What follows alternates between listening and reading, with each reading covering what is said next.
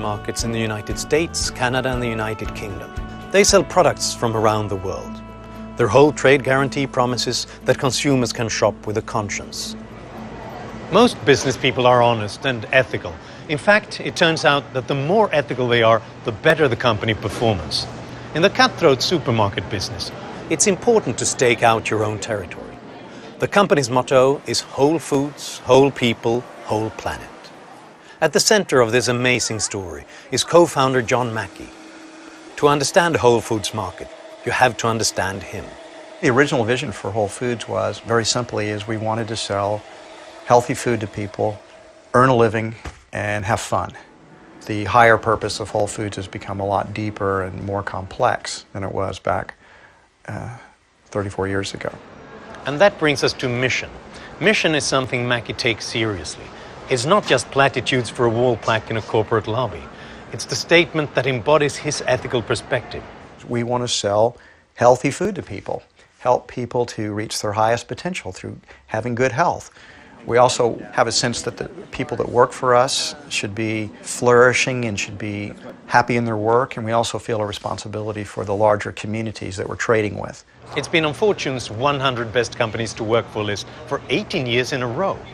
What seems to make Whole Foods so successful is that the people who work here are strongly committed to all the stakeholders, to customers and team members, to stockholders and suppliers, which has resulted in highly committed employees and very faithful customers. And a lot of John Mackey's philosophy is based solidly on Adam Smith. I mean, Adam Smith was so far ahead of his time. The totality of his ideas are still very, very important and very relevant today.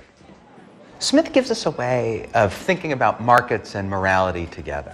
For Smith, these are not two things that can easily be extricated from each other, as if one can simply talk about rational economic men on one hand and then moral men in a different sphere on another. Smith understood that you're going to be better at business if you can understand your customers and generally sympathize with them, as well as understanding and sympathizing with your employees. The chipotle, the lemon, the garlic and basil, and the sesame ginger. I really like how I think that most of our guests, when they walk in the door, know that there's something different. For a lot of people, it's the energy of the team members, right? I think a lot of our team members feel empowered and feel fulfilled and therefore feel happy and satisfied in their work. Lindsay Mucha is store team leader of one of the Whole Foods markets in Austin. She's been with Whole Foods for over 10 years. My goal was to work here for 6 months, graduate from college, and then go off and find my career path. And I very quickly fell in love with Whole Foods. I loved the values and the mission. The greatest source of creativity and innovation exists in our team member base. A big part of what we're trying to do is allow them to be themselves, to be authentic, to be spontaneous, allow them to experiment, to create new things, to create the innovations. This helps to illustrate Adam Smith's principle that top-down command structures aren't always the best. Things organize themselves better from the bottom up. The natural effort of every individual to better his own condition is so powerful that it is alone capable of carrying on the society to wealth and prosperity. Many of the institutions that we have, language, markets, you name it, these are indeed the results of human action, but they're not the results of human design. We never planned these things, they just evolve naturally. So note that phrasing. Individual human action, but not individual human design. You don't need a central planning authority to run your society well. And that's a really cool thing about the Whole Foods market culture. You know, it's not top down, it's not a mandate on everything. If someone has a good idea that someone else likes, there's a good chance it's going to spread and work for a lot of people.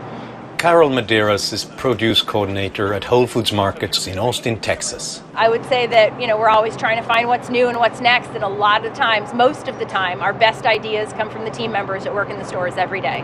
Because the team members genuinely care, because it's theirs, right?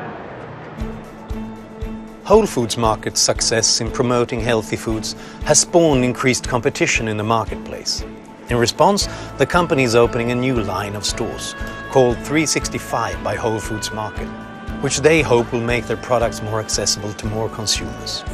When stakeholder philosophy is adopted in a more conscious way and businesses begin to act in a more conscious way for a higher purpose, I think most of the hostility towards business and capitalism will disappear. And I think what's really nice about this, and companies that are able to be mission-driven and purpose-driven and still be profitable, it's that when you put that out there for people to choose, there are people who choose it, and there are people who will vote with their dollars, right? And do it because that's what's valuable to them.